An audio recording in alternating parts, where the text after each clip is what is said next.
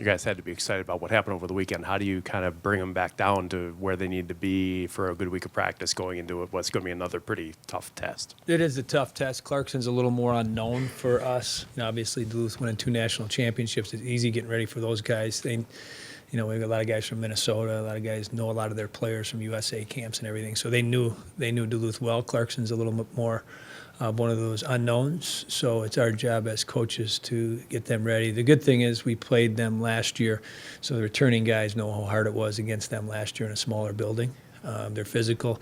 They do play a lot like Duluth. They try to bully you a little bit. So we can expect that type of a game where we're going to have to be strong along the boards and at both net fronts. So it's important to refocus. Obviously, it was a nice way to kick off the home season. Everyone's feeling good about themselves. And the most important thing for a young team is as soon as it's done with, you start focusing on the next challenge, because this one will be just as challenging as the Duluth series was for us. They were ranked in the top 10 coming into the season. I don't know where they're at today. They're somewhere around that same number probably, but they are going to be a competitive team that we're going to have to be our best at to make it an exciting weekend again. And I think you saw practice, so you saw it was pretty serious out there this morning. Our tone was definitely not, okay, we got it all figured out now. It's time to put on cruise control. It was more, hey, get back to work, and we grinded it out pretty good this morning. Brian.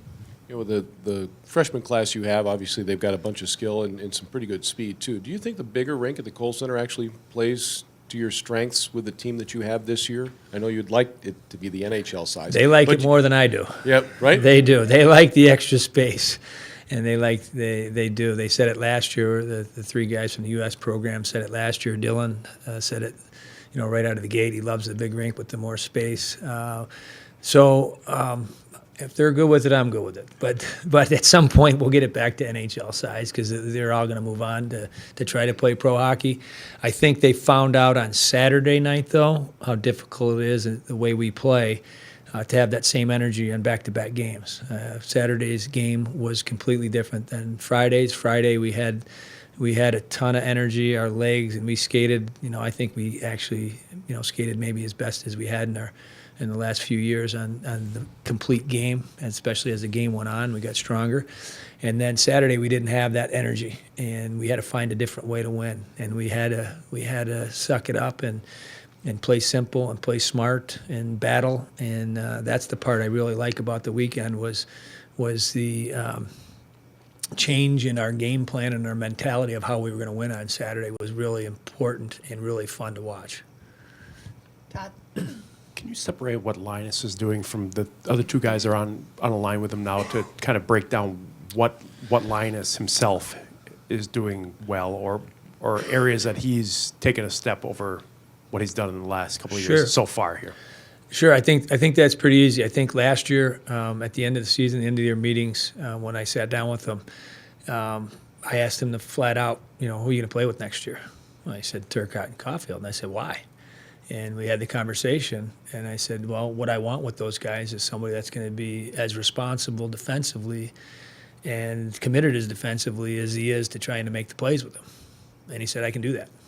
And that, from that conversation, it obviously gives me a ton to remind him of the importance of being in that spot of what his responsibility is. So it's not only to make plays and set them up, and it's to do what he did on Friday night. That was a clinic on how to play without the puck. And if he's going to play in the NHL and he's going to have success this year and he's going to be a guy that is going to remain in that position, that's how he's going to have to play. And that was his best performance by a lot on Friday night. And I loved it.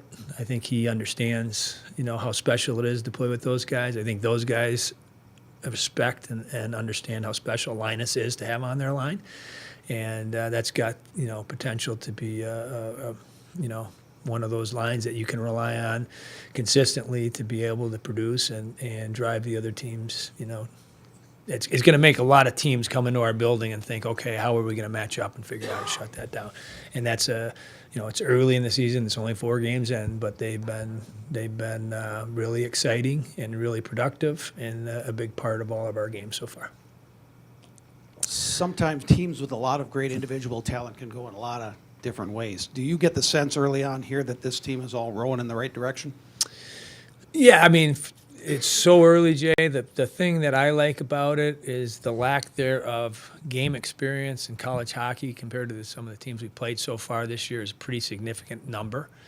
And so for me, that is optimistic on the standpoint that we can grow faster, and the experience that we can gain during the year, we can get better faster than those other teams. So that's what I'm, hanging my hat on.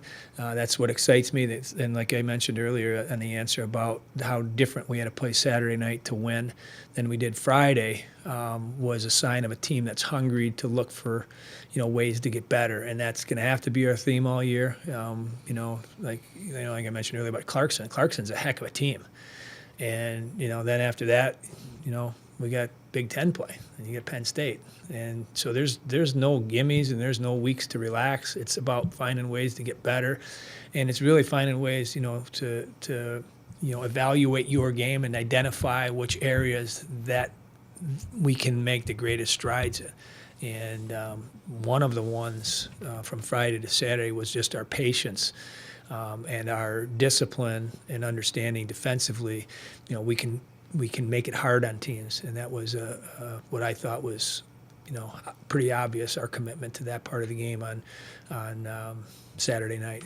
We scored the 6, we scored 11 the game before, and now it was figuring out how to make sure the other team only gets 1 or 2, and that was really important in the growth of our team.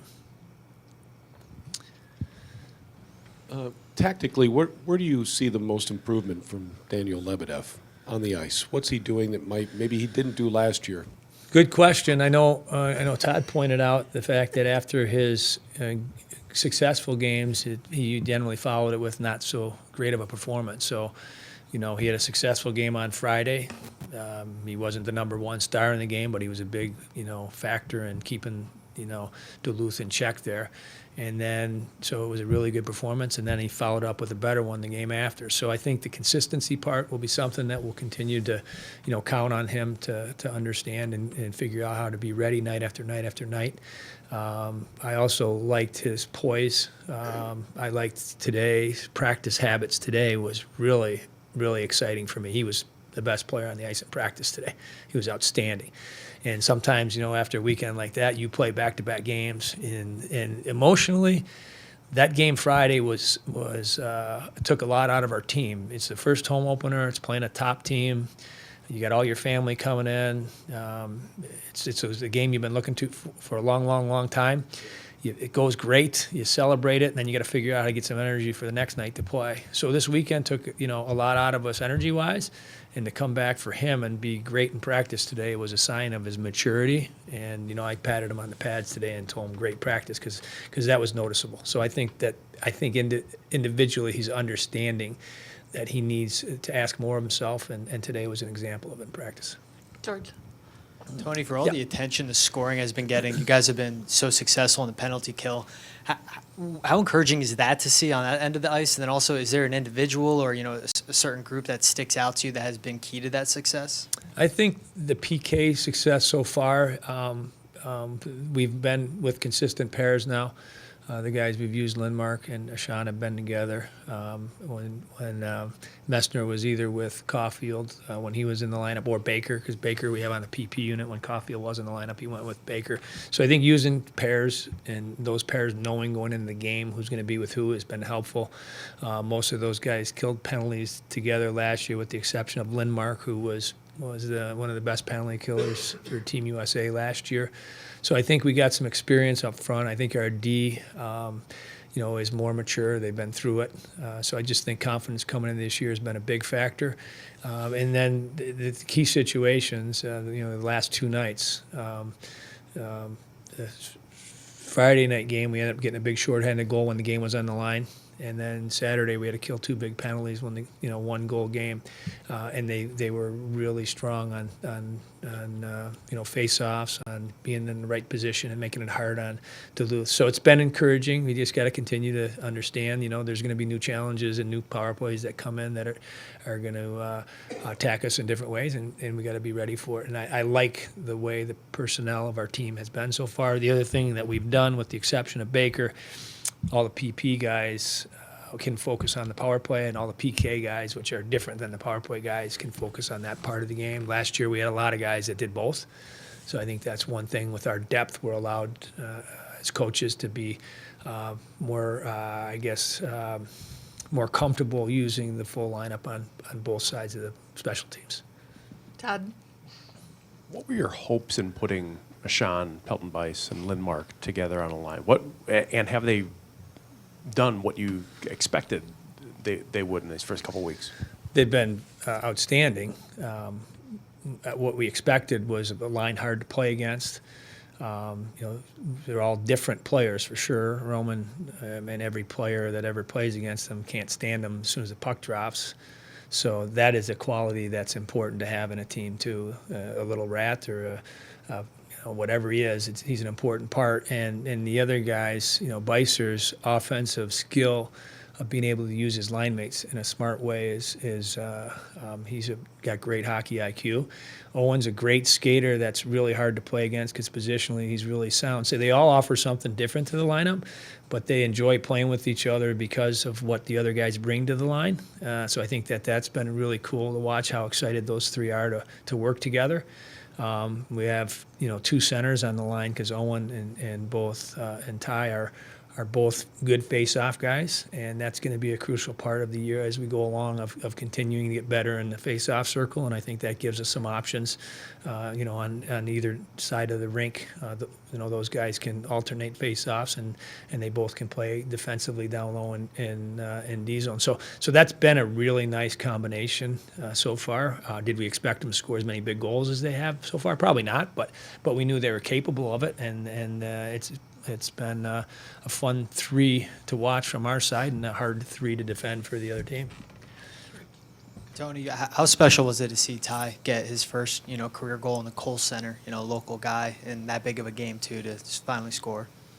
It felt good for a lot of us, and I know it felt good for him and his family, but we were able to get him in a transfer last year. He practiced all year. He came every single day to practice, was on the ice early, stayed late, stayed in to watch video. He missed, a year and a half of hockey. To come back and be able to jump in and have some success early shows you how much work he put into it, because it's not easy to take that much time off and jump into the pace of the games that we played in. And his dad played here. He grew up in the area. He knows what Badger hockey is. He showed the drive for 5 to all of our guys, the video of the 1990 team winning on Thursday night before the game. He was really proud to show his, the clips of his dad. And so he understands what Badger hockey is a little bit more so than some of the other guys, that have come from different places. And it meant a lot to him. And I know Grandpa was up there cheering for him. Doc was, I saw him on the luncheon on Friday, and he was just so excited to finally get a home game for his grandson. So it was a really big goal, and it was a beautiful goal too. And the assist he had on Lindmark's goal on Friday night was sensational as well. One more, Brian?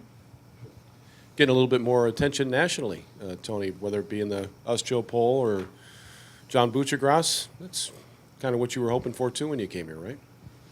Well, I think through 4 games we've earned a little bit of respect, and I know the ultimate goal is to get to the tournament. The ultimate goal is to win the Big Ten and that stuff. But we got off to a good start. We played good teams. We played pretty well. And, our job is to continue to get better, to continue to gain, more respect as we go along. After 4 games, does it make our guys feel good and feel that what we've done has been recognized? Sure it does. But ultimately it's about facing your next challenge and not getting too wound up thinking, okay, we got it all figured out now. Everyone thinks we're great. What people think is really shouldn't matter to us. It's about us, making the most of what we have and the opportunity that we have as a group. And it is a group that has great potential. And each and every weekend, we have to grow, we have to learn, and we have to keep finding ways to push each other to get better.